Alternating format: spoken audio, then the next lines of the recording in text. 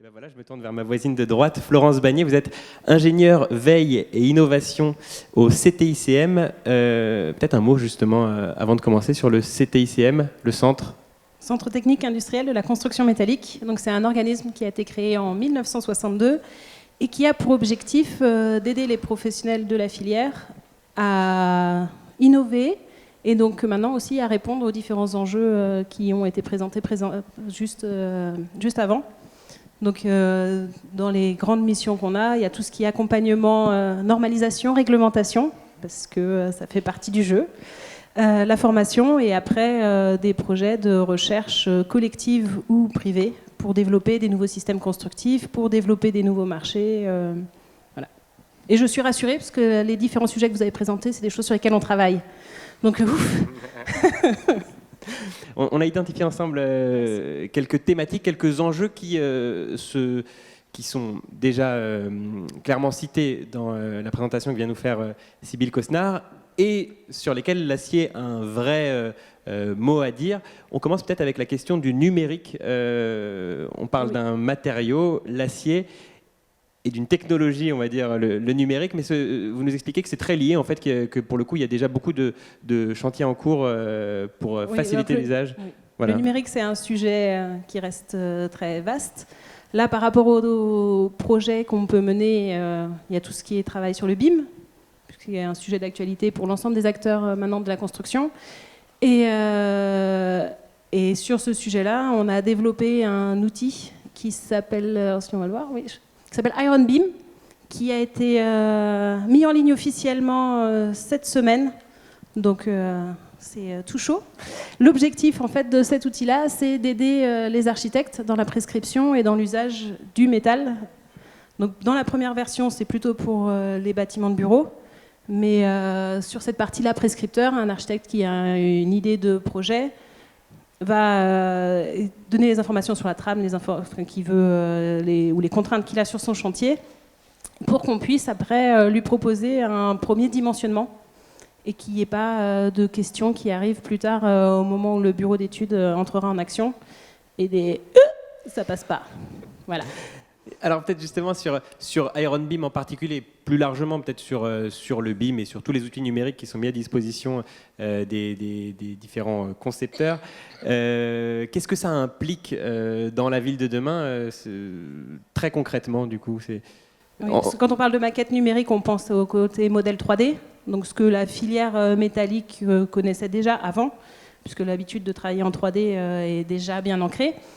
Mais au-delà de ça, le BIM, c'est aussi une gestion d'informations, et donc notamment travailler sur la traçabilité des données. Donc ce qu'on a comme information au moment de la conception du bâtiment, on puisse l'avoir encore plus tard, quand on va vouloir peut-être donner une seconde vie. Et on parlait tout à l'heure de changement d'usage ou de s'adapter mieux à la ville, parce que ce qu'on construit maintenant, ce n'est pas nécessairement ce dont on aura besoin plus tard. Personne n'est Madame Irma, donc on ne sait pas. Donc pouvoir construire des bâtiments qui vont pouvoir changer et travailler après sur la flexibilité, c'est aussi facilité par ces outils numériques-là. Un deuxième enjeu, puisqu'on a beaucoup parlé avec Sybille Cosnard, notamment des questions de réhabilitation, de s'intégrer dans des tissus déjà existants. Mais pour ce qui est de la construction neuve en tant que telle, là encore, voilà, le point de vue du CTICM sur la ville de demain par la construction neuve. Donc la construction neuve, c'est pour nous des marchés sur le bureau ou tout ce qui va être à l'industriel, mais aussi sur le logement. Et si vous étiez présent déjà à la première conférence du cycle, vous devez connaître ce projet, après qui a été publié par ailleurs, hein, mais qui avait été présenté par Pascal Dalix à l'époque, donc pour montrer comment un bureau de logement, un immeuble de bureau aujourd'hui, peut devenir un jour des logements. Donc ils ont travaillé là sur les épaisseurs de bâtiments. Grâce au métal, on peut avoir, comme on le voit sur la photo ici, voilà, un plan libre, donc qui permet de faire un cloisonnement et un aménagement différent au fur et à mesure de l'évolution du bâtiment. Et du coup, le jour où il y aura besoin de logements dans cette zone-là, qui est dans le 17e arrondissement, on pourra transformer le bâtiment plus facilement. Au passage, pardon, juste ce bâtiment qui a été primé dans le cadre des trophées Eiffel, voilà, organisé par Construire Acier aussi, c'est peut-être l'occasion de le rappeler. Vous nous parliez aussi de travaux du CSF Industrie pour la construction des bâtiments c'est quoi, réversibles et modulables. Donc le CSF, c'est le comité stratégique de filière. Ça a été mis en place en fait pour reconnaître différents types de filières industrielles. Et donc, en début d'année dernière, de cette année, ça a été signé pour les industries de la construction. Donc, c'est pas que le métal, c'est tous les matériaux, tous les corps d'état, les équipements, parce qu'on ne construit pas un bâtiment juste en métal. Peut-être qu'on aimerait bien, nous, dans la filière, hein, mais non, c'est pas comme ça. Donc, on travaille aussi avec l'ensemble des lots, des matériaux, des acteurs, donc que ce soit les aménageurs, les maîtres d'ouvrage, les architectes, les entreprises, les exploitants aussi, parce qu'il faut aussi penser à ce qui va à la vie du bâtiment en œuvre, pour développer, alors il faut que j'avance dans les slides, c'est ça, pour avancer, pour développer en fait un démonstrateur ou des démonstrateurs de bâtiments qui pourront être réversibles ou modulable. La différence qu'on fait entre les deux, modulable, c'est un aménagement qui est assez simple. Par exemple, un T3 qui deviendrait un T2 plus un studio. Et réversible, ça peut être du changement d'usage, donc une modification plus lourde sur un plus long terme. Juste un mot, les bâtiments démonstrateurs, c'est quoi? Ça veut dire des opérations un peu remarquables C'est ça, de tests en fait, se tester, voir comment est-ce que ce qu'on a essayé de développer, les systèmes constructifs qu'on voudra développer pour être plus facilement, pour évoluer plus facilement, est-ce qu'on a bien pensé à tout? Et voir aussi comment les interfaces entre les différents corps d'État et les différents acteurs se font pour développer ces sujets-là. Alors justement, on continue sur cette question de la mixité des matériaux. Vous nous dites, vous, et c'est intéressant encore une fois de votre point de vue du CTICM, que c'est absolument nécessaire pour la ville de demain, la mixité des matériaux, oui. Dont l'acier évidemment, mais la mixité des matériaux quand même. L'acier d'abord, et après l'acier et tous les autres matériaux.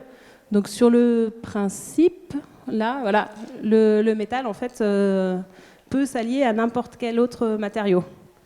Donc moi je viens du bois avant, donc le bois et le métal ça marche bien, il n'y a pas de souci, on peut y aller, notamment pour les bâtiments grande hauteur, parce qu'on parle beaucoup de bâtiments grande hauteur en bois.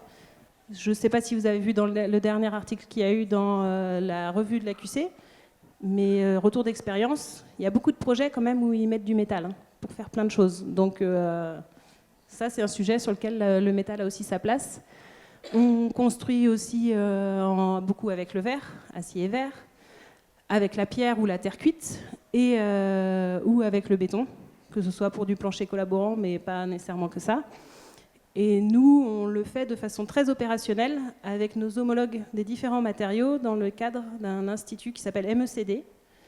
Et là, l'objectif, c'est d'arrêter de penser en silo, donc mon matériau, mais de penser tous ensemble pour trouver la solution qui va répondre au projet qu'aura dessiné l'architecte, au projet qu'aura défini avant en amont l'aménageur, par exemple, et donc avoir le bon matériau au bon endroit. Et alors le dernier des 4 enjeux sur lesquels vous vouliez revenir, la question de la rénovation qui est assez, qui revient toujours évidemment lorsqu'on parle de la fabrique de la ville de demain, de construire sur l'existant, et dont on va avoir, je crois, l'occasion de parler juste après avec le projet de Lacaton et Vassal que nous présentera Julien Callot. Donc en rénovation, l'avantage de l'acier, c'est la question d'abord de la surélévation évidemment. Oui, parce que la rénovation, la grande question de la massification de la rénovation, c'est le financement. Et donc de pouvoir ajouter des surfaces en surélévation ou en épaississement, comme ça va être présenté tout à l'heure, c'est une façon de cofinancer en partie les travaux. Et donc sur ce sujet-là, nous de la rénovation, on travaille avec nos collègues de... je vais avancer parce que je n'ai pas tout montré. De MECD sur ce sujet, pardon. Voilà. Et pour développer une méthodologie en fait d'études technico-économique. Donc, est-ce que c'est possible ou pas de surélever quand on a un projet de rénovation? Est-ce que c'est possible de surélever? Est-ce que le bâtiment existant va permettre de faire ça? Et après, comment je vais le faire? Donc, bien sûr, je vais le faire d'abord en métal. Mais on ne va pas pouvoir tout faire en métal. Et donc après, travailler avec, ça peut être une structure par exemple en métal, principale en métal, avec des parois ossature bois parce que c'est ce qui permettra d'avoir le meilleur confort thermique. Et après, d'avoir un revêtement minéral pour une meilleure intégration urbaine. Et donc là, on revient sur la mixité des matériaux. Sur ce sujet-là de la surélévation, on travaille... Parti. Pardon. Excusez-moi. Avec c'est moi qui me suis perdue dans mon PowerPoint, pardon. Avec une start-up qui a développé un logiciel qui s'appelle GeoService qui permet de détecter le potentiel de surélévation de façon très rapide. Et ce qu'ils attendent, notamment de la filière métallique après, c'est de pouvoir réaliser les projets aussi rapidement.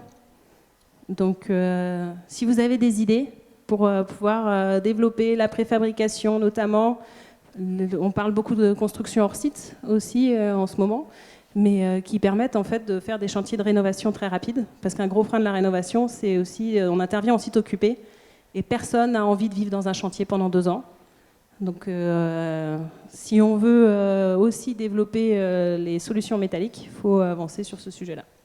Le métal, on l'a vu par les projets présentés, est léger, permet des grandes portées, il y a la capacité à la démontabilité, le réemploi, le recyclage. Donc techniquement, on peut aussi mettre en œuvre ces atouts. Au niveau des concepteurs, donc, dans le projet de la Caton Vassal, ça a été présenté. Au niveau de la sécurité incendie, on peut faire des études pour justifier la tenue au feu. On peut faire le dimensionnement des structures avec les outils qu'on a. On n'a pas parlé ce soir d'environnement, mais on a également les outils qu'il faut, les FDES et un configurateur pour pouvoir apporter les justifications en réponse aussi à la RE 2020 qui arrive.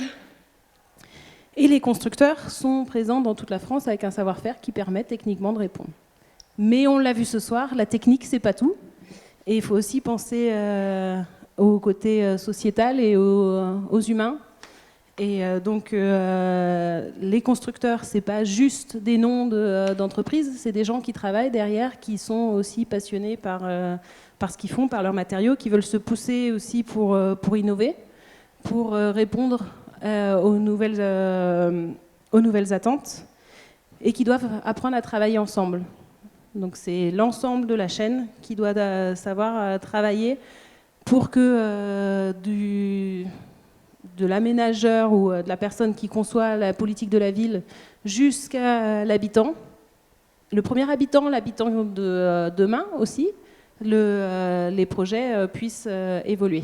Et quand je vois la dernière présentation qu'on a eue sur la ville de Détroit, je suis rassurée, parce que la jeune génération a bien conscience qu'il faut aussi penser usage et prendre en compte l'évolutivité et trouve une place au métal pour ça.